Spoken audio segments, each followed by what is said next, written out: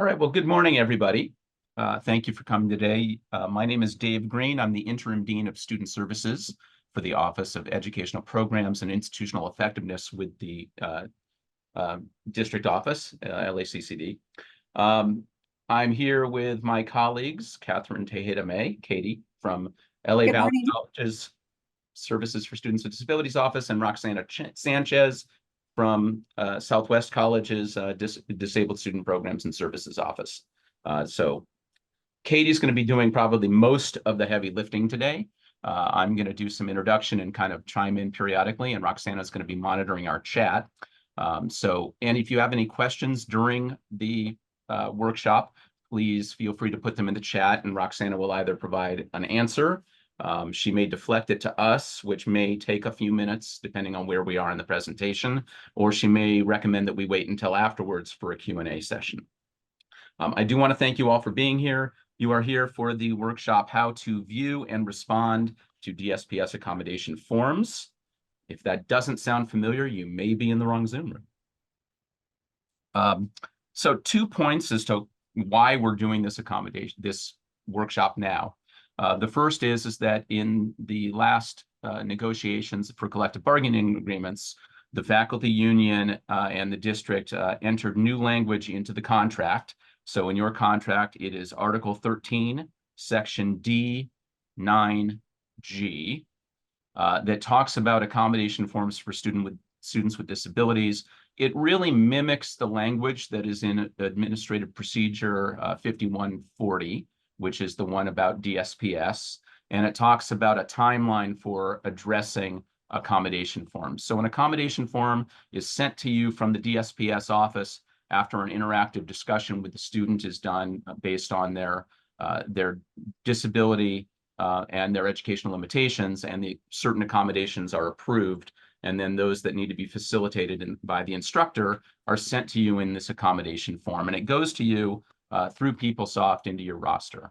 But we've found that not everybody knows how to access that form. We've found that there are a couple of key barriers to getting to that form, which a lot of people get stumped on. And so we kind of want to dispel those today so that everybody knows how to get in and how to get around the barriers. In the contract language, it says that there's a timeline. The timeline is 5 days from either the beginning of the semester or when the course begins, or if the course has already started, 5 days from the point at which you receive the accommodation form in your roster. And you should be getting a notification by email that you have one there, but we're going to go over all of that so you can see how to actually access the accommodation form in 2 different primary ways. The other reason, and I'll share my screen in just a moment, is that we are now able to collect data on how many accommodation forms are left unlooked at by instructors or left unresponded to, because there's a portion that you're supposed to respond to as instructors. I'm actually going to post that right now so that you can kind of see where we are as a district on a whole, and you can actually look at your own campus to see where your campus is in terms of percentages of accommodation forms that are not actually viewed or not actually responded to. So bear with me for just a moment as I share that data. This data was collected this past Monday, so that was March 4th. So can you all see my screen? Yes. Okay. So over here we have the college, so it's line by line. If you're at ELAC, you're going to want to look at the top line. If you're at West, you want to look at the bottom line. And the highlighted portion in the bottom is our district aggregate. So as of Monday, March 4th, there were a total of 14,448 accommodation forms that had been sent out through the roster and PeopleSoft. 242 of those students withdrew, so we used the revised total of meaningful accommodation forms at about just over 14,200. And of those 14,200, there was a total district-wide of 4,462 forms that were not responded to by the instructors. So the DSPS office had no confirmation that the instructor acknowledged the form, which is actually an important component. That's a district average of 31.41% not being acknowledged. We also have the ability to see how many weren't even viewed. The number drops a little bit to 3,469 of that 14,206. That's still almost 24.5% of accommodation forms haven't even been looked at by instructors. We think that's a very high number. We think that actually increases our liability for non-accommodation greatly. And so it was discussed a little bit, and one of the comments that I heard after the negotiation is that there are a lot of faculty who may not know how to access the forms. So hence we're here today to discuss and show a very practical presentation, we hope, of how to access those forms and how to respond to those forms. So is everybody with me on that point? Because I will stop sharing my screen.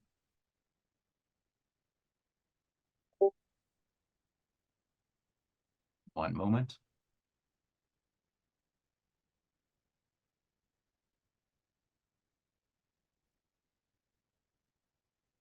Ah.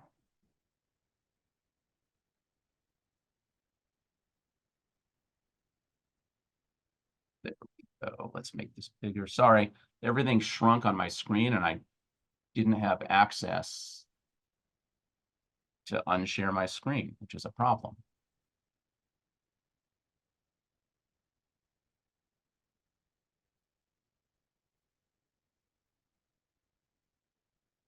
All right, I'm going to do this the hard way. Katie, if you'll pick up for just a minute, I'm going to pop out and I'm going to pop right back. Okay. Okay, so I guess we can go ahead and get started. Okay, and I'm going to go ahead and share my screen so that we can go ahead and begin. Can you guys see my screen okay?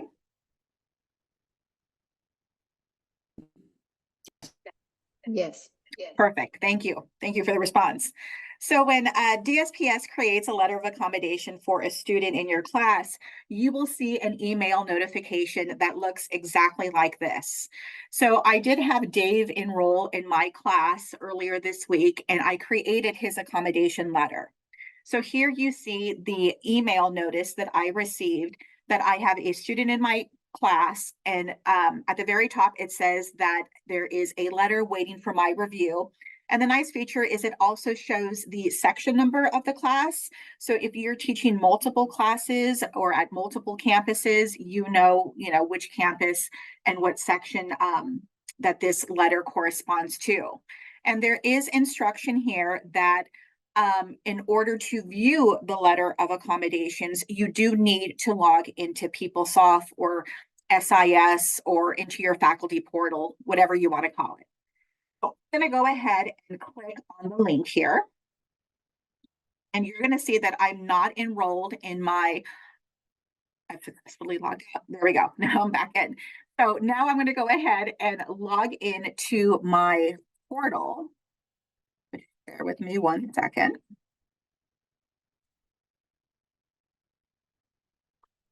Okay. Not now. Okay, so once I log into my portal, I'm going to go to the Faculty Center in order to view my roster. Okay, I'm going to go ahead and click on this here. Now that I'm here, before I click on my class roster icon, because this is a live demonstration, I don't want to necessarily show all the students' names and ID numbers. So I'm going to enlarge this super big for just a second.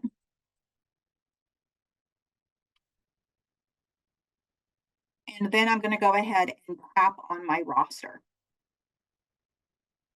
Okay, once I'm here, I'm going to go to the far right-hand side of my roster. Very last column of my roster, it says accommodations.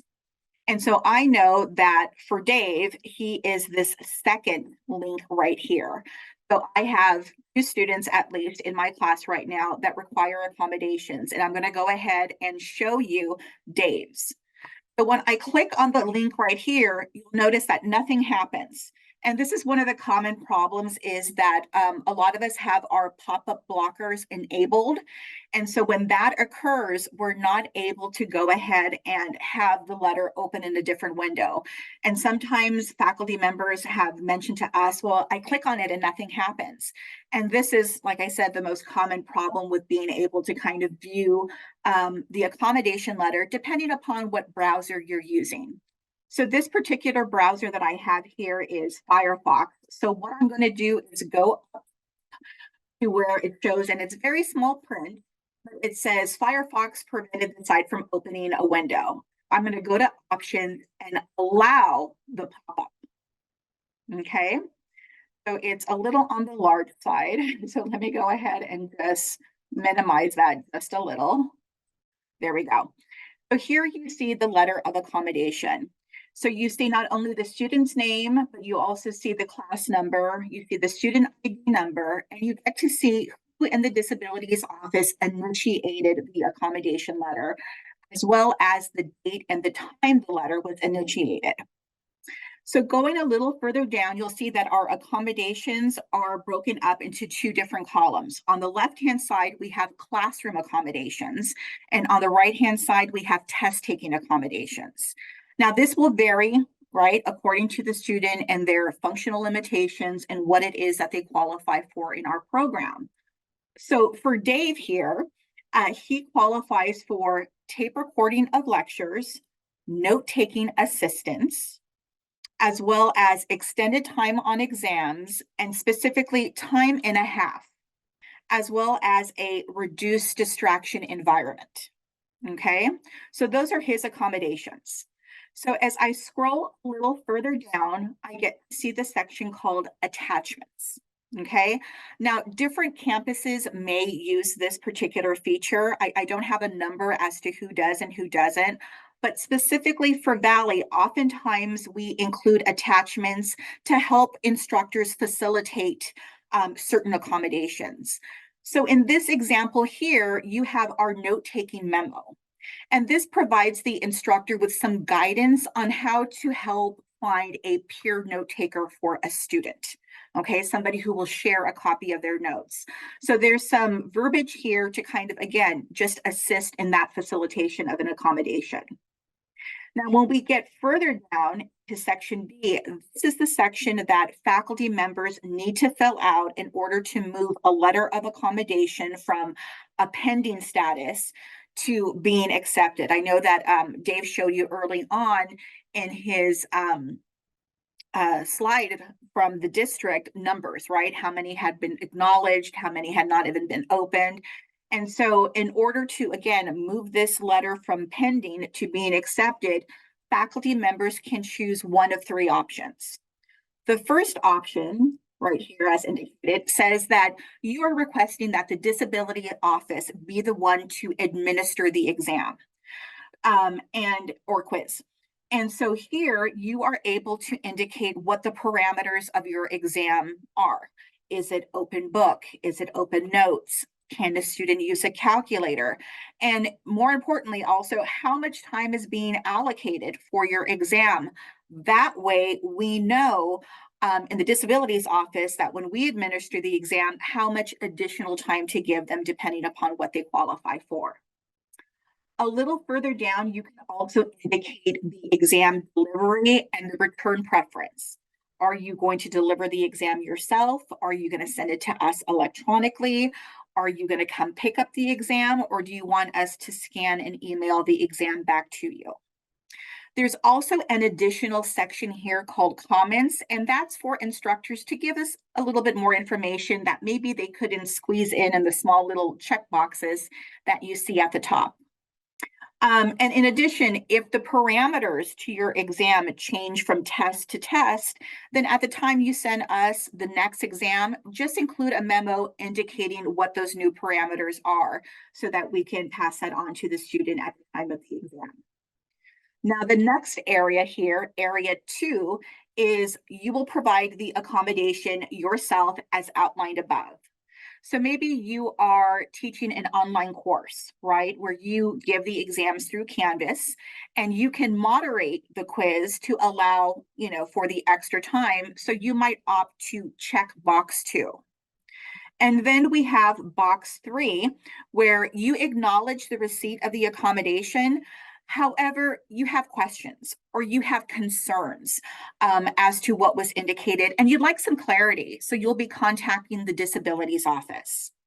One of the things to note too is that if you do check this box right now, it kind of doesn't go anywhere just yet. The district is currently working on fixing that problem, so it automatically triggers an email to the DSPS office at whatever campus.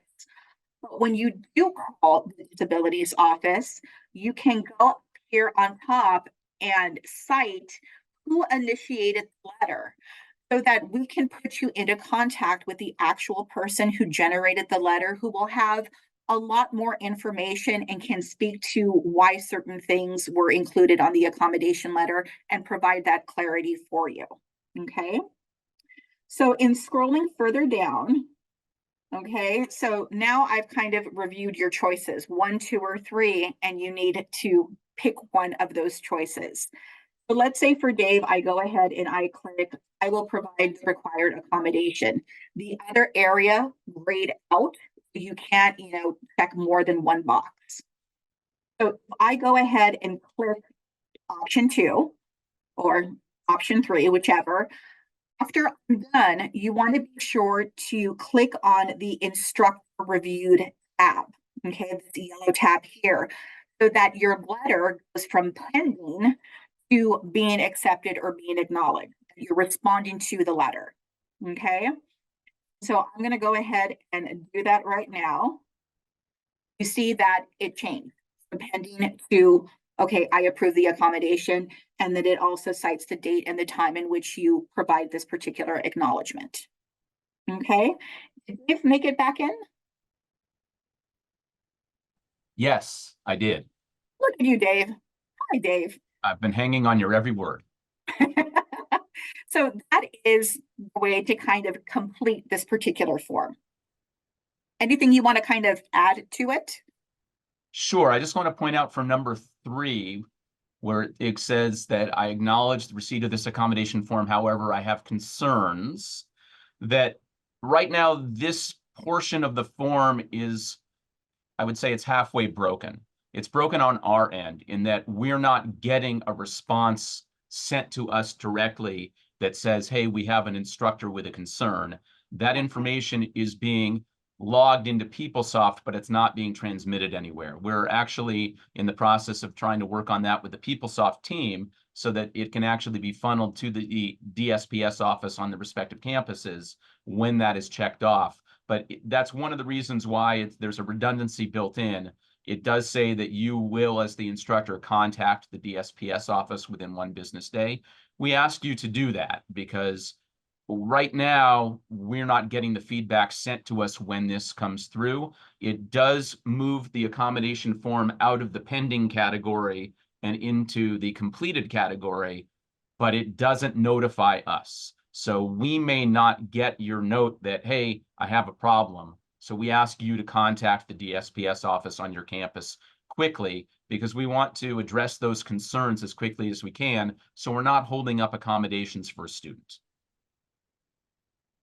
Okay, great. So the other thing that I just wanted to point out too is I showed you the pathway if you're not logged into PeopleSoft already. If you happen to be logged in and you're, viewing a different roster and this email pops up, you can click on link and it'll automatically go to the letter. The initial pathway that I showed you is when you're not already logged into the system. But if you are and you click that hyperlink, it automatically takes you to the accommodation letter. Okay. If I can just add one point. Of course.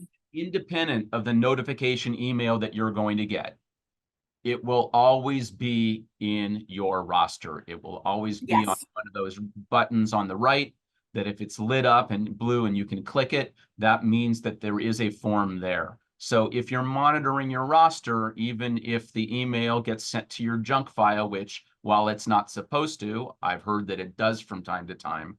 If you don't see it, you can still find the letter in your roster. It will always be there. Yes. So I'm going to go ahead and stop sharing my screen for a second so that I can drop in the chat a PDF that walks you step by step of what I just covered. Okay. All righty. So Dave, if there's anything else you want to add at this point, or are there any questions? We'll head back into the chat for a minute for the questions in just a second. The PDF that Katie is going to drop in is something that is typically emailed out from your campus at the beginning of every semester or intersession. This is a form that was worked on by a number of the DSPS directors trying to mitigate the issues that seem to be most common for that trip faculty members up in actually getting to these letters. And it's largely what we've just presented. The two big issues are not being logged into PeopleSoft and having pop-ups blocked. And this PDF will be a reminder and show you step by step how you can unblock your pop-ups and making sure that you log into PeopleSoft, and it covers some other information as well. That our practice right now is that all DSPS offices typically forward that information to the Academic Affairs Department at the beginning of a semester and ask that it be sent to all faculty on the individual campuses from there.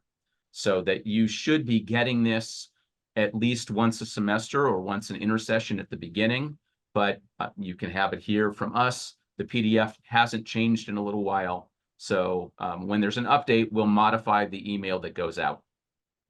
Roxana, you've been monitoring the chat. What have we got? Yeah, hopefully people aren't upset. Maybe I'm not a slow typer, just slow on how I want to say things. But yeah, so there is one from Dr. Jacqueline that what happens, or is there sort of repercussions if a faculty member does not respond within the 5 days to the accommodation letter? So the practical initial response is that the DSPS office probably won't know. The student may know. If it's, I think I saw that in the chat, that sometimes it takes a little while for you to connect with the student. We get that. At this point in time, there's no mechanism to do anything. So if you're talking about, will I be evaluated on this? I can't answer that. I don't believe so at this point in time, but that doesn't mean that HR might not turn around in the future and add this into, one of the sort of catch-alls on the evaluation. But I think that we're not really trying to focus on the faculty members who are actively trying to meet with their students and get this done. We're really just trying to make sure that everybody knows how to do it so it can be done as quickly as possible, so students aren't impacted by delays in their accommodations. And we see most of those delays by people who haven't looked at the letter. If you've looked at the letter, we're trusting that you're going to do everything you can to respond as quickly as you can and to meet with your student if that's necessary, and just sort of talk them through things and get back to us. I hope that answered your question. If not, redirect a question back through the chat, or I'll leave my email address at the end in the chat so that you can contact me directly. Okay, so I'll kind of follow up because there's been a few questions, and I thought that maybe I answered it, but maybe I didn't answer it clearly. So if a student is going to West LA and then they decide to take a class at Southwest, why do they have to go through the interactive process? And I did say, yes, they do. I don't know at some point if the district will change that, but the interactive process is really important part of meeting with that student and understanding what their educational limitations are. So I don't know if you have anything to add to that, why that the student has to go through that process again. I do, and it's not really a district thing, it's a Title V thing. Title V and the State Chancellor's Office holds each campus responsible, not the district, but the campus. So it looks as the LACCD as 9 separate campuses, and the director of the DSPS office is the person who is solely responsible for making sure that there is documentation on file for each student identifying their disability, and that interactive process actually happens and accommodations are then facilitated. Every DSPS office in the state is audited, I believe, once every 3 years. And in that audit, they pull specific names of people who are in the MIS data who were served in a given year. They will ask to see their documentation. They will ask to see the evidence of the interactive process and a variety of other things.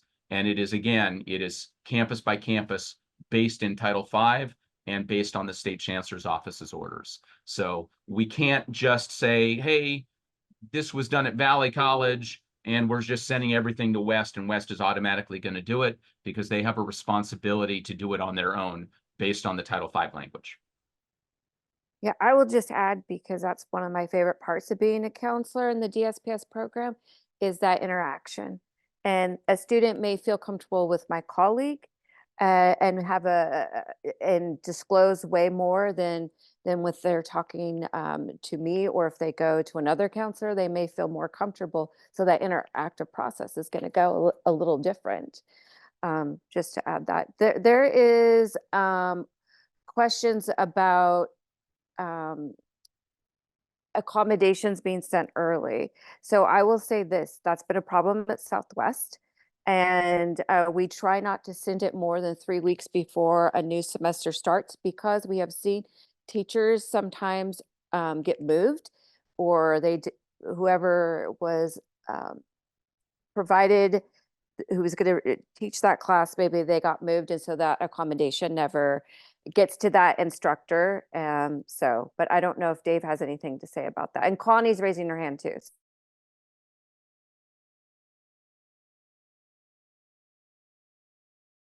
Oh, Connie, I'm Who sorry. goes first? Okay.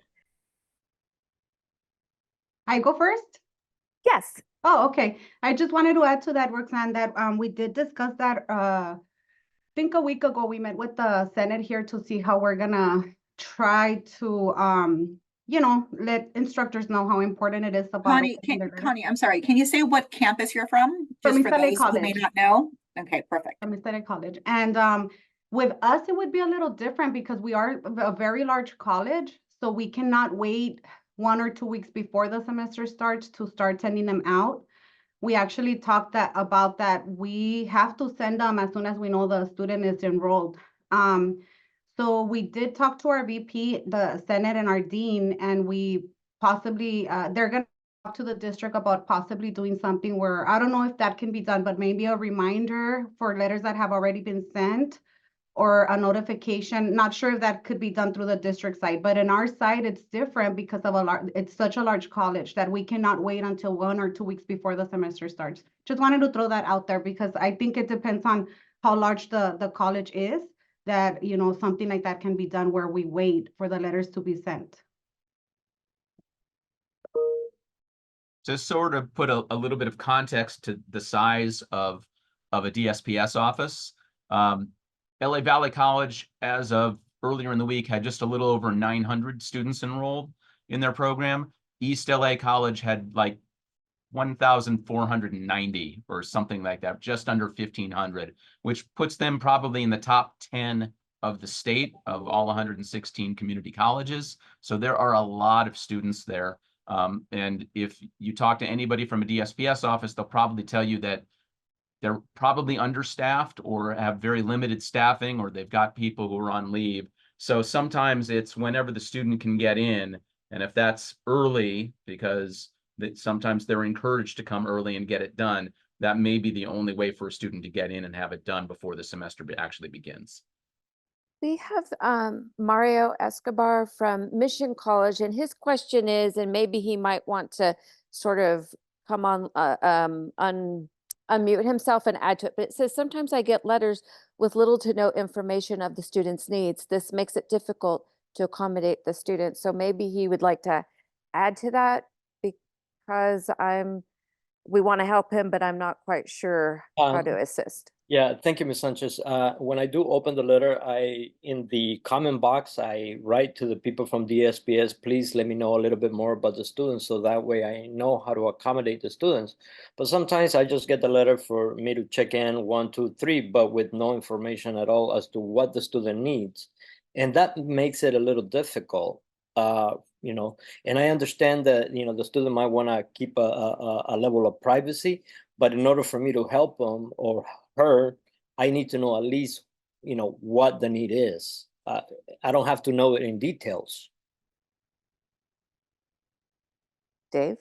Sure. You know, there's a line that is walked there that's a little bit delicate in terms of making sure that confidentiality is maintained about the student and their disability. The first thing that I would recommend is really, it's about the communication. If you have a question, contact the DSPS office, contact the person who actually addressed the accommodation form, who completed it on behalf of the student. That information, as Katie pointed out, is in the upper portion of the accommodation form, and ask to speak to them and ask them what they can share with you about how to facilitate the accommodations. They may be able to share a little bit with you. They may talk to the student and say, hey, you know, I've got some questions from your instructor. What do you want to share? And they may be able to give you more, but it's really best if you talk directly with the person who completed the accommodation form for the student, because they will know what information they can give you initially, and may be able to give you enough information that gives you what you need to accommodate the student. And we have one from Kim Newman. I think I'm saying her name right. I'm sorry if I'm not. She has a scenario. There's a particular student who has preferred seating. The student sometimes doesn't show up or shows up really late. And basically, so I'm concerned about providing a seat in the front of the class for an individual who rarely comes to class and is always terribly late. I did have a talk with her, but each instructor has seen this pattern from this particular student. I'll let you take this, unless you want me to try to answer it, but you go ahead. I mean, I'll start, and if you or Katie want to chime in after I've said my piece on it, then sure. you can. So this is actually kind of two different things that are happening, in my opinion. Number one, the student has an accommodation that's been authorized by the DSPS office. So that's an entitlement under federal and state law to an accommodation. And number two, you have what I would consider to be kind of a classroom management issue about a student who's constantly late.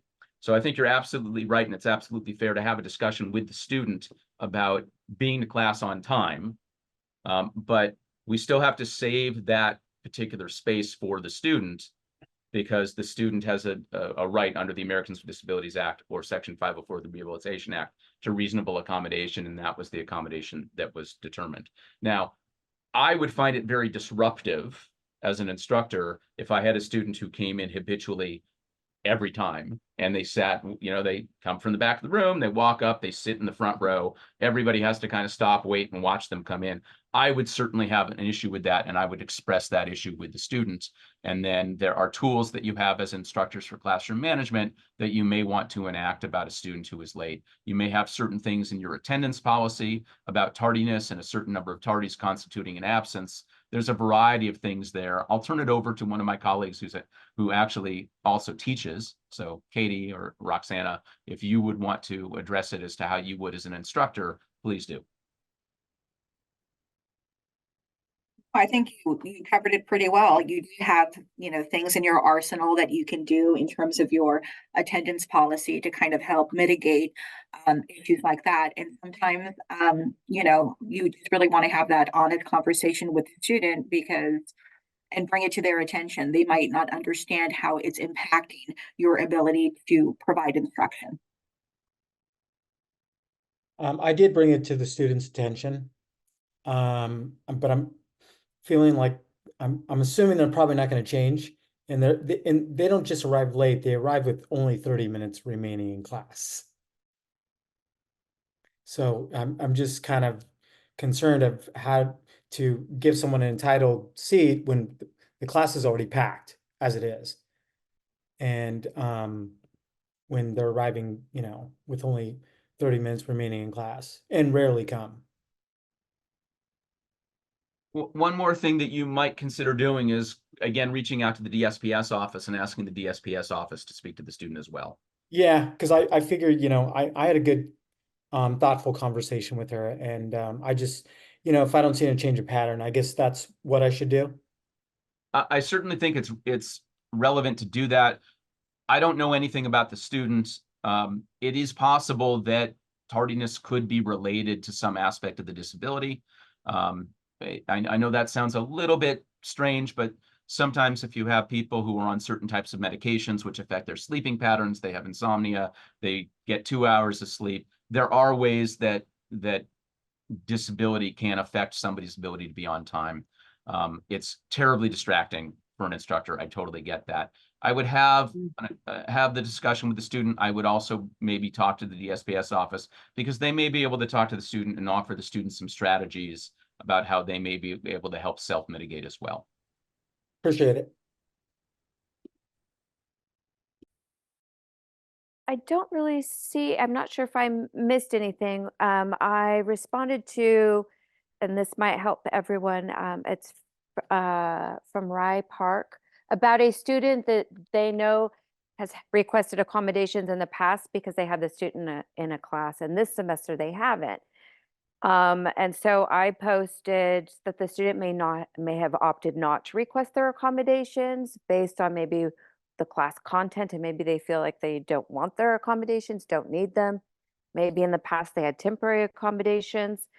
And then here's where it gets a little iffy. I said also it's up to the student to remember to request their accommodations from DSPS, so then it gets sent to the instructor. But wondering if I left anything out, my moderators. Actually, I think that was fairly comprehensive. Thank you. We have Paru Wells is raising his hand. Go ahead. Can you hear me, ma'am? Yes. Yes. Yes. I have two questions. Number one, my name is Paru Mehta Wells. I'm from Trade Technical College. I teach mathematics, and my DSPS department is pretty good supporting us. But two questions I came across, and I did not get the answer. Number one, what if the DSPS letter was approved in the middle of the semester? So let's say I have been checking my PeopleSoft and there is no accommodations, and then I make up the quiz or test and I said, okay, here you go. And then after 8 weeks, there is an accommodation and I did not check it, and I never received a letter saying that you have a DSPS student, approve the letter. And that is one of the question. And the second question I have is, in my accommodation, can I share a document which is I completely erase all the information? It's only a small portion of it, so I can share what I want to ask you. Abe, I'm leaving this to you and the other moderator. If you can assure that there is no information about the student that will be visible. No, there is nothing there, sir.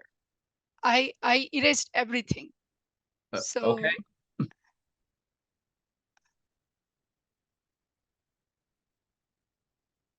I will say this though, while you're pulling it up, is that there can is you, I'm there- sorry. Oh, I just wanted to let you know that there's no deadline. A student can register with DSPS throughout the whole semester. And technically, a student could wait till like 3 or 4 weeks before the semester ends, request services, and we're onboarding them and putting them through. And you would probably get accommodations that would needed to be fulfilled for those last couple of weeks of school. So there's never a deadline. All year round, a student can be onboarded. So, and I have to check the PeopleSoft every single day to make sure there is no accommodation form. Am I correct? Well, you will get notified via an email if an accommodation letter has been generated for a student in your class. Yes, and that's the thing, that for this particular student, I never received that email. And usually, as I said, my department is so good, so good. Right, So right. yes, As Dave mentioned earlier too, there are some instances where it may be in your junk folder and it may not be at the forefront. Yeah, I'm not sure why you did not get a notification. yes. And can you see that when I'm sharing, there is no private information there? Can you guys see it? Yes, we can see that there's nothing shared. Yes. So my question is that if you see here breaks during testing, and it says 5 minutes every 45 minutes. This was the first time I got this kind of letter. Usually I have, oh, you have 150% or 200% amount of time allotted for the test or quizzes for the class. But here, and to be very honest, I was almost missing this information, but then I read it very carefully every time I read it, but this was new to me, that 5 minutes every 45 minutes. So for instance, let's say if I have 30 minutes of quiz, then this particular student will get 60 minutes plus another 5 minutes extra. So that he or she will total get 125 minutes. Am I correct?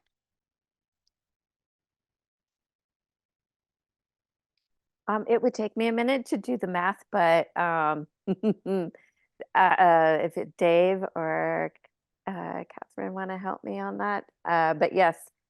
Yeah, So I I just want to say though that if this is online, you can't stop the exam in 45 minutes and give them 5. So at least how we've dealt with that at Southwest, and hopefully we're doing it correctly, is that whatever their extra time is to take their break, it's sort of just all put together, and the student has to be mindful to take their break, but the time is added. Yes, and that was my next question, that what I do, I modify their time, whoever the student is. And let's say for my class, I'm giving them 30 minutes. This particular student, I will give him or her 125 minutes. Give me a second. 120, 60, no, 65 minutes, sorry. 65 minutes. That certainly sounds appropriate and reasonable to me. Is that correct, sir? If we're looking at the class is getting 30 minutes, the student gets double time, that's 60 minutes. After 45 minutes, they're going to need a 5-minute break. 65 minutes would seem appropriate. Thank you. And I wish, this is not a complaint, but I wish that there is a clear, I will say a time slot, that if they will, district will provide us that, for example, in this scenario, if regular class is getting 30 minutes, this particular students get 65 minutes. That way people will have clear understanding how to follow these instructions. Just the idea.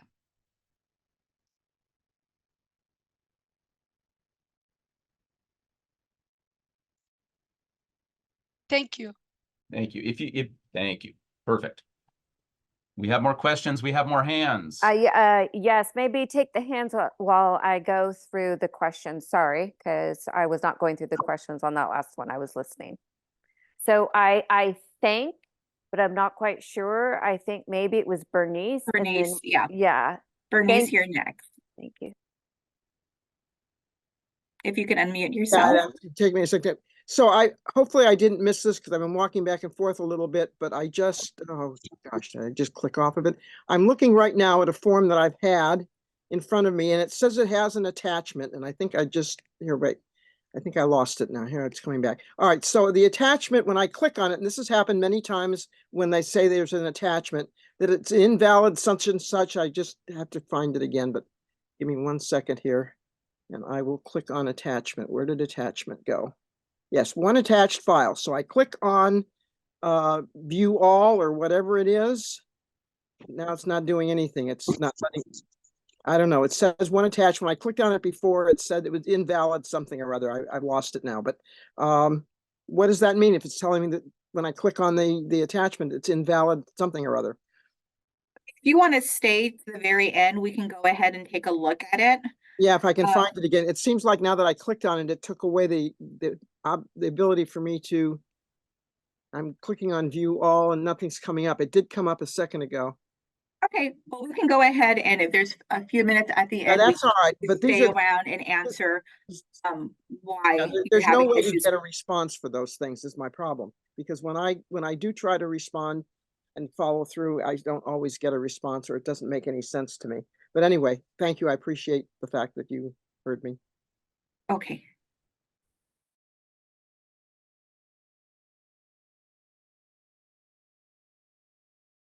Catherine, do you know who's next? I don't know if it was Ruma. I'm I not think it's sure. Ruma, if I'm pronouncing that correctly. Absolutely. It's very difficult to get it wrong. It's too short. Okay, so I know you answered my question. I was just asking that if there is a note taker, does the person get any kind of acknowledgement or anything? But do they get any acknowledgement? Means from the DSPS office that, hey, you shared your notes or something like that? I don't know. Means, is there anything of that sort? Is there anything in for the note taker? So it's going to depend on the individual DSPS office at the individual campus, because everybody does it a little bit differently. Right. Some have been able to offer very small stipends that student government has been able to fund. I know that at Valley we got a grant from student government. It was a $500 grant for one semester. You have literally hundreds of note takers. So you're talking at that point most likely a raffle. Right. There have been letters of recommendations or things like that in the past. Some professors have offered extra credit to some students in instances. It just really varies by campus. I understand. So in that case, do I reach out to my DSPS office? Absolutely. Absolutely. Okay, got it. Thank you so much. You're welcome.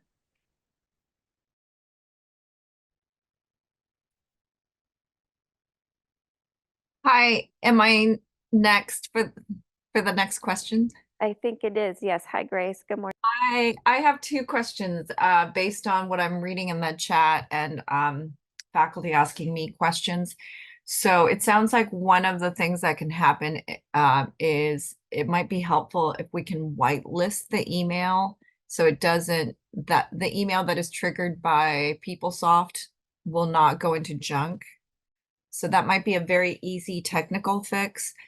And then the other thing is, it sounds like there are some faculty who are getting these messages way too early before the semester starts.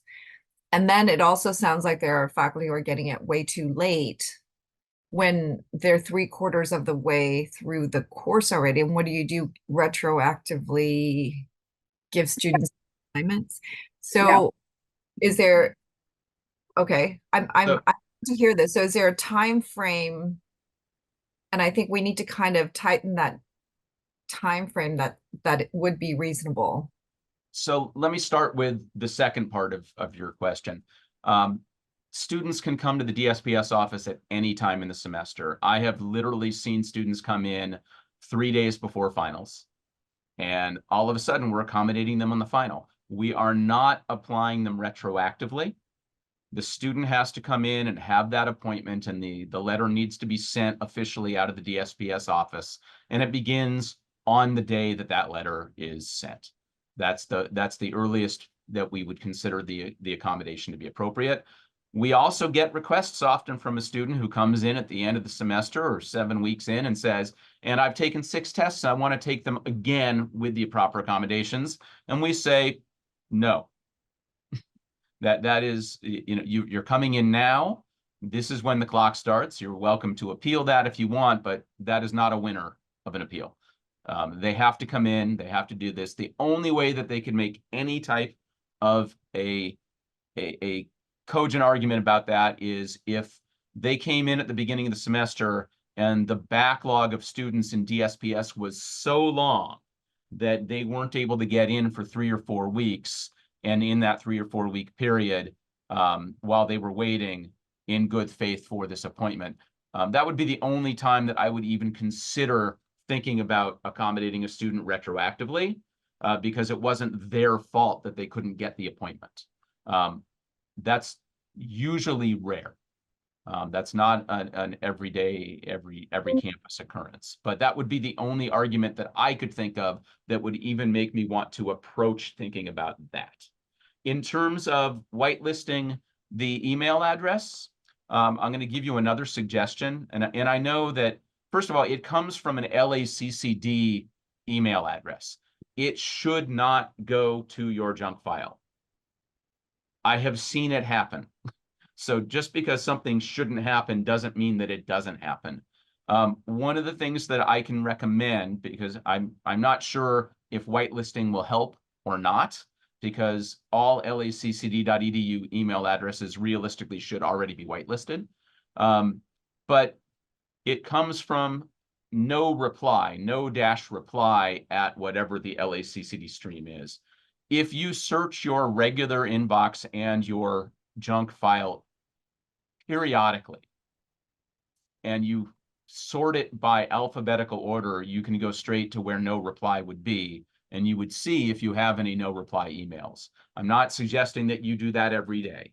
That's painstaking and time consuming and tedious and annoying. But if you're concerned about missing something, we know the email address that it comes from. You're always capable of performing an alphabetical order search of your email in your inbox and your junk file to see whether or not you may have had something land that you didn't see.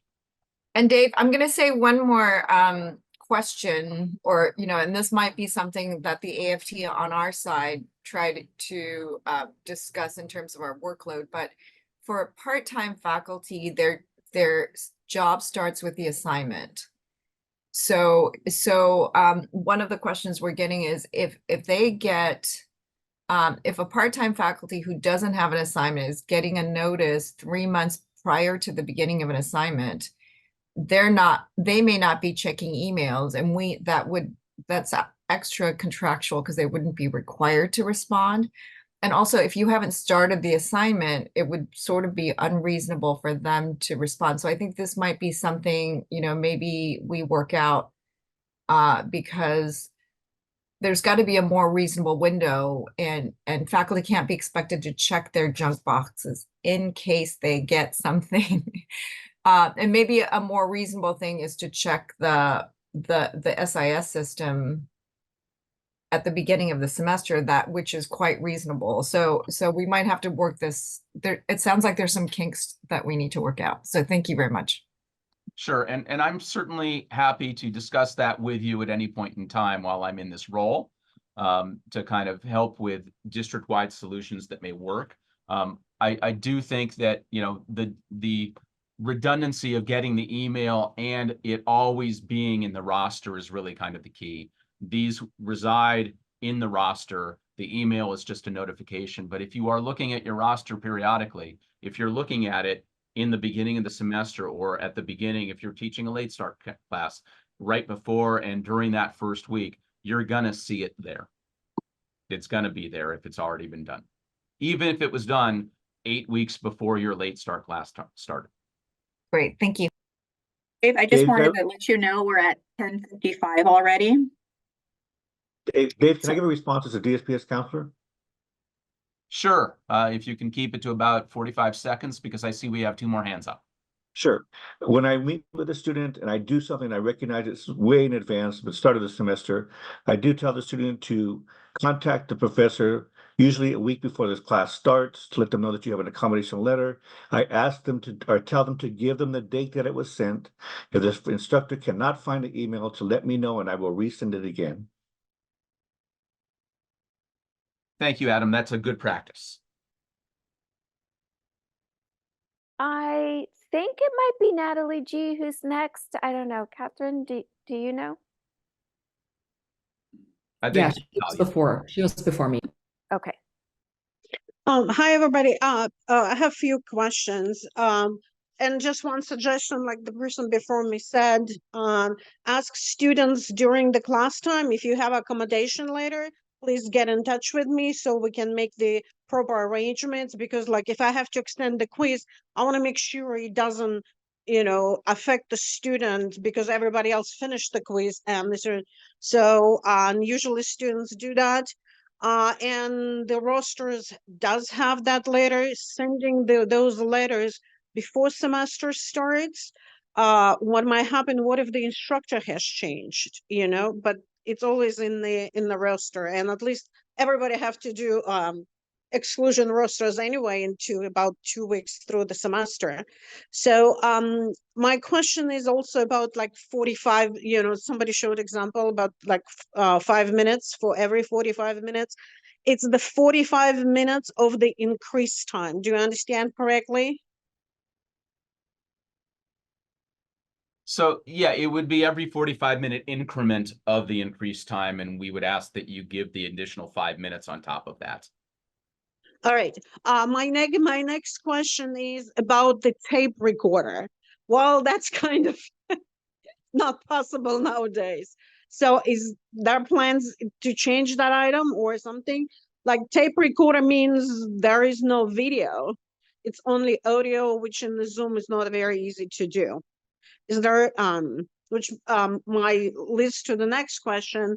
Does the DSPS has like videos how to provide different accommodations using Canvas and Zoom? So for instructors. So let me try to start with the first part of that in terms of tape recording in general. If you're doing a Zoom, if your class is meeting over Zoom, you have the ability to actually record the whole session. It's often easier if you record the session and you give a copy of, you could make the recording actually available to the entire class if you wanted, or you could make it available to the person who needs the recording. The student may be issued a digital recorder from the DSPS office or may have their own version of digitally recording. And so they may be able to do it. It's, for my purposes, if you're willing and you just want to toggle that your class is going to be recorded, that makes a nice, neat recording at the end of the lecture that comes to you, and you can send it to whomever would need it at that point. Getting back to your second question, can you rephrase it, please? Does DSPS or does the district have a video tutorials for faculty how to provide, that's from my department chair point of view, how to provide certain accommodation? If I have to extend the test time, how do I do that in Canvas? Does district have a video tutorial for faculty, or how to do tape recording in Zoom?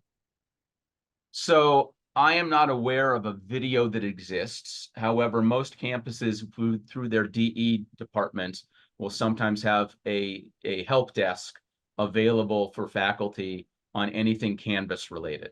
And so you can either contact the DSPS office, who may know. Most DSPS offices have an instructional assistant for assistive technology, and sometimes they will know how to get into Canvas and how to manipulate time for an exam.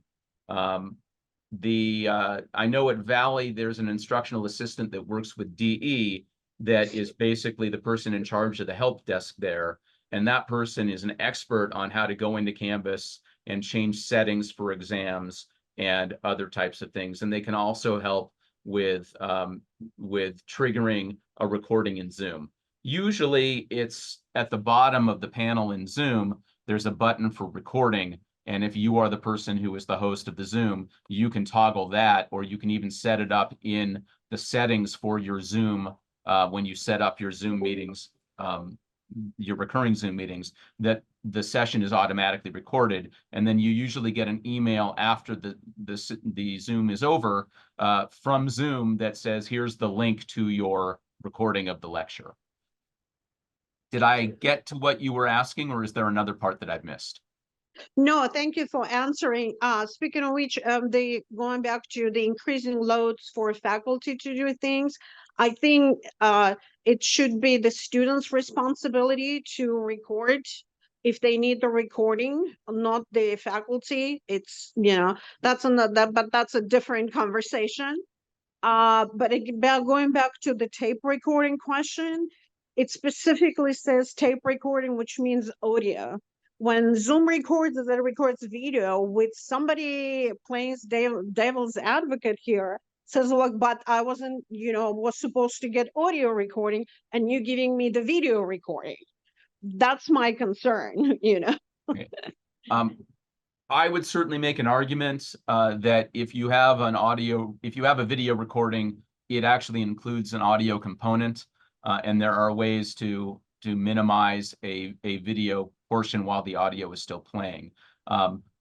I'd be happy to discuss that with you further. I'm going to put my email address in the chat in just a moment. I do know that we're butting up. I think it's 11:01 now, so we're technically over. And I know there's one other person with their hand up. They just had their hand up. Is that Chi? Yeah, I just figured we were out of time, so it's okay. I could always email you guys. Sure. I want to give you your minute or two, and I want to Okay. make sure that we come back at the end for the instructor that had a question specifically about accessing attachments. I believe that was Bernice. But we'll end with your question, and we'll see where it goes from there. Okay, well, I apologize if you already covered this. I had to step away earlier. It's regarding the note-taking accommodation. Is the teacher responsible to find a fellow student to take notes for the person requesting it? That's what we ask. Some colleges will actually give you a template on how to ask for a volunteer note taker. Katie, do you want to talk a little bit about that before your student arrives? Yeah, they're here. So at Valley, we include a memo that walks the instructor through how to request a volunteer peer note taker for the student. And so different campuses, again, I'm not sure what campus you're from, have different practices. So again, I would reach out to your disabilities office at your campus and see if they can provide additional guidance. Sometimes in the faculty handbook, there may be language there as well to help facilitate that. Okay, that's great. I'm just worried, if I have to ask the whole class and then they're sort of, putting the student on the spot. So I was just a little bit worried, but I'm at ELAC. I'll reach out to the local one. Perfect. Always a good idea to reach out to your local DSPS office if you have any questions about something specific on an accommodation form.